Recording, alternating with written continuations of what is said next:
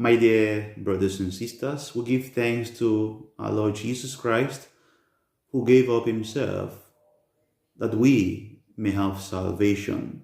Good Friday is why is it that we don't eat meat today? And of course on Ash Wednesday and Fridays within Lent. Meat in ancient times, in olden days, was associated to feast.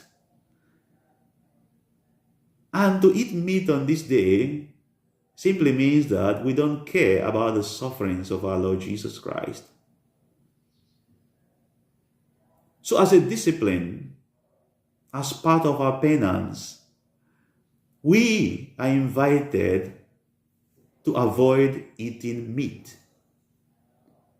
We don't feast today, even though it's Good Friday, but we don't feast because we still feel the pains of our Lord Jesus Christ. We stand in solidarity with our Lord Jesus Christ. It's a penance. Our abstinence is meant to mortify us. It's like mortification. Why do we have to undergo mortification? Mortification is very important because it disciplines, our senses so that we have a better disposition to enter into this Paschal mystery event. So, dear brothers and sisters, we unite our suffering with the suffering of Christ by denying ourselves from the feast of eating meat. Remember also that Jesus sacrificed his flesh on the cross. So we are discouraged from eating meat today because meat is also flesh. Also standing in solidarity with our Lord Jesus Christ, who gave up himself on the cross. It is also a sign of honor. We honor Jesus, who gave his flesh, who gave his body for us all. Today is the only day that the Holy Mass is not celebrated in the whole Catholic Church. The reason is because Jesus is performing and is celebrating and establishing the first Mass on the cross.